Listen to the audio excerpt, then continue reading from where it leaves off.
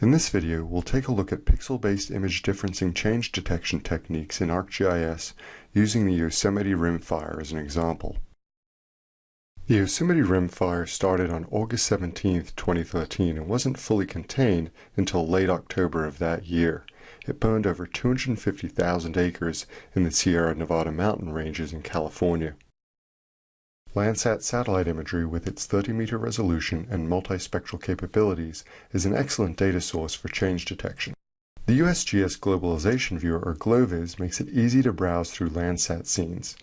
We see the Landsat 8 image was acquired pre-fire on August 15th, and that we have another image on September 16th that shows the majority of the burned area. We'll download both of these images and use them in our example. After creating composite band images for both Landsat scenes, I loaded them into ArcGIS. In both cases, I've displayed the images as 654 band composites, meaning that shortwave infrared, near-infrared, and red light are assigned to the red, green, and blue color guns respectively. These band combinations are excellent for vegetation analysis.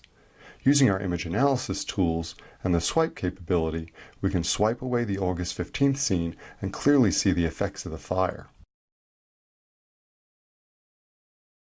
To better illustrate the change that's occurred between these two scenes, we'll use the Difference tool also in the Image Analysis window. The first step is to select both scenes in the Image Analysis window. Then scroll down and click on the button for Differencing. The output of the Image Difference function is a new image that contains the band-by-band differences between the pixel values from the August 15th scene and the September 16th scene. I'll rename this new image Difference in the layer tree, and then go in and adjust the symbology so that it too has a 654 band combination. It's important to note that the output of image analysis functions such as the Difference tool only exist within the ArcMap document, and you'll need to save your image if you want to make it permanent. The output of the Difference function clearly displays the area that's burned between August 15th and September 16th of 2013. In order to get an estimate of the burned area, we'll need to classify the image. We'll do so using an unsupervised pixel-based technique. We'll start off by going over to Arc Toolbox and opening the ISO Cluster Unsupervised Classification tool. This tool applies the ISO data unsupervised classification to the input image. The output raster layer will contain a specified number of classes. We're going to set this as 10. This means that each one of the 10 classes is spectrally similar based on the difference image. Next, we'll give our output raster layer a name using the .img extension to specify our SImagine format, and then click OK to run the tool. As expected, our output raster layer consists of 10 classes. Once again, each one of these classes is spectrally distinct from the other 9 classes based on the ISO data algorithm. In order to isolate those classes that actually reflect the burned area, we'll have to do some data exploration. As we've done before, we'll make use of the image analysis tools and the swipe function to compare our output classified image to our input difference layer and also our original Landsat scenes.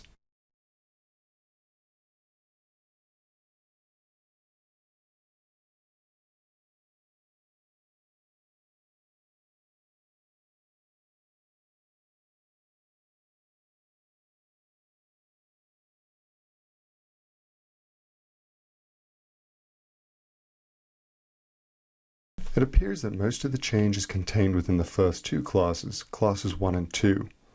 So we'll use the raster calculator to create a brand new image containing the result of only these two classes.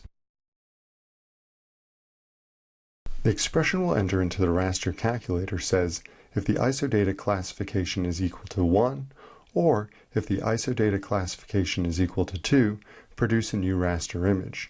The output raster image will consist of cells that have values of either 0 or 1. Cells with a value of 0 means they don't meet the criteria. Cells with a value of 1 means that they've met the criteria, that is, their original cell values were either 1 or 2. In our new output raster layer, those areas that correspond to change, classes 1 and 2, have a cell value of 1. So we'll make the cell values of 0 transparent.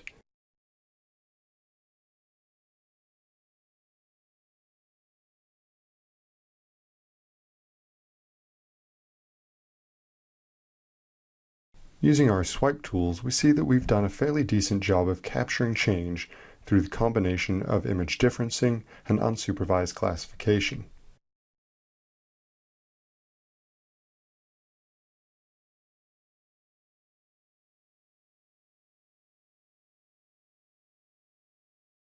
We can now use the Reclassify tool to create a new raster layer that removes the cells that have a value of 0. That is, all 0 cells will have a value of no data and will only retain the change class, class 1.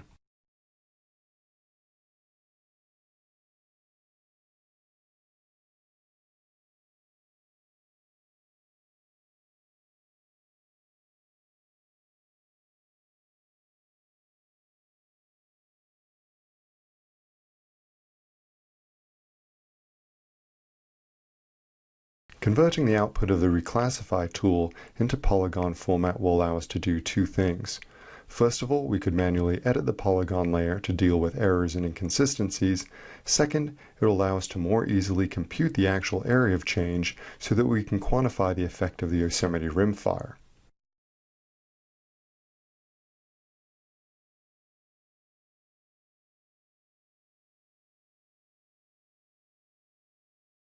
Once our raster layer is finished converting to polygon format, we'll adjust the symbology so that we can more easily view those areas of change due to the fire.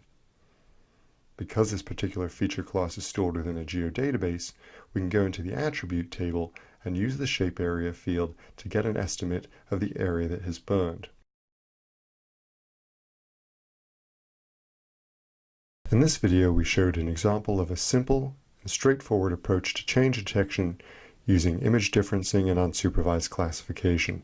It's important to note that change detection can be a very complex process, and it may be important to take into account radiometric differences between your input scenes and also apply a host of post-processing techniques in order to improve the results of your classification.